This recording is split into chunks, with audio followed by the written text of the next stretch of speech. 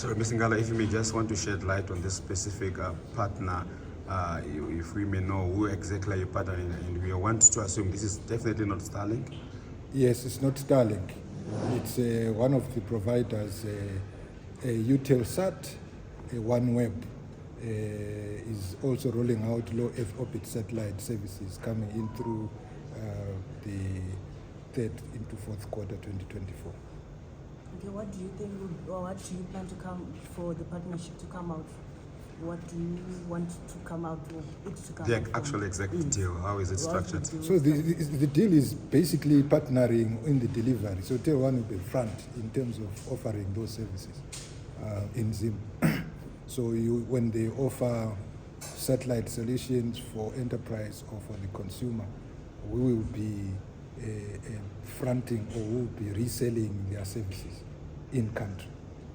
Okay, how much do you think you could invest? No commercials yet that have been concluded, Okay. but just the frame agreement in terms of that Telone is one of their partners to deliver satellite services in Zim.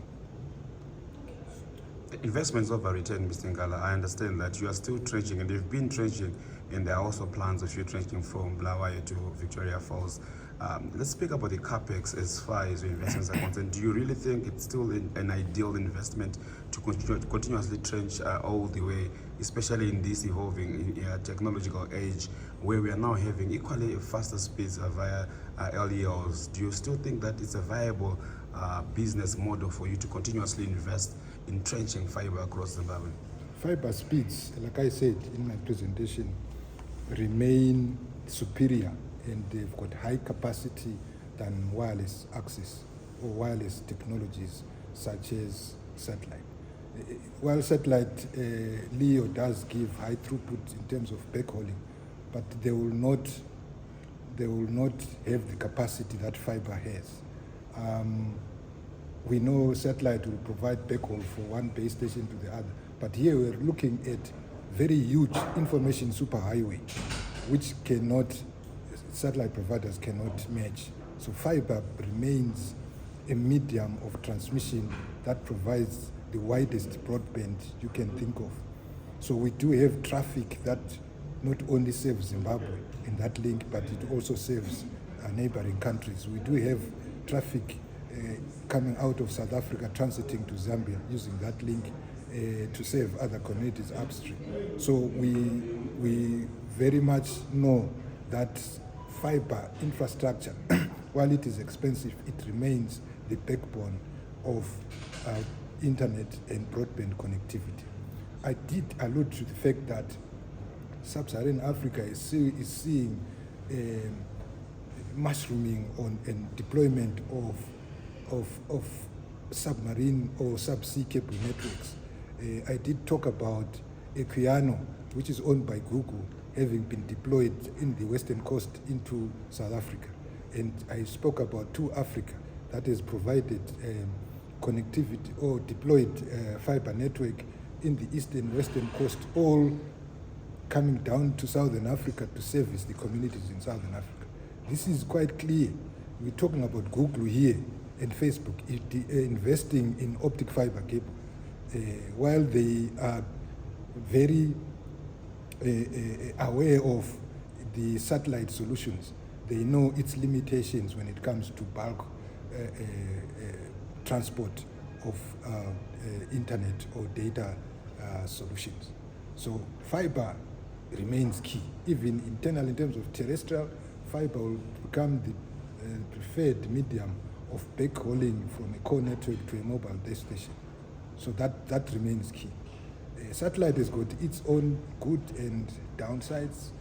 There's good atmospheric conditions that from time to time will always come in as a challenge. So they can always complement each other. So you can't go wrong on fiber infrastructure investment. Okay. I understand one of your competitors, Liquid Intelligent Technologies, reduced one of its highest packages by almost like 45%. Maybe we can actually call it maybe due to Starlink coming in. Mm-hmm. Are you by any chance planning to maybe adjust your pricing? So my response in dealing with the question of what will you do when Starlink eventually lands into Zim. Number one is to improve and invest in our network to improve the experience. We also said number two, we are going to introduce flexible pricing models that will ensure that our products remain competitive. If that means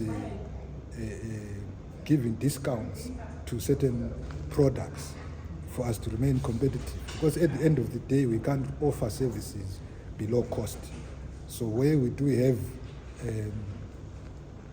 some flesh to cut in terms of pricing, then so be it. But flexible pricing is saying we want to remain competitive in the market. So what I'm simply saying is still one will structure its pricing to remain competitive in the market. And when competitors respond in one way or the other, we're also looking at how our products are priced to be able to attract and show stickiness to our services. Aside the current legacy debts, how is your balance sheet looking? Looking good, really, other than the fact that we do have loans that were inherited from PTC when in the time of unbundling, which assets were already obsolete and were not generating any value. So we could not service those debts, and it's really a pain for the business. If you look at, if those are removed and there's a stability in the exchange rate system, we will actually post a profit day one of those having been removed. And that is quite clear from the financials that we shared with you in our sustainability report.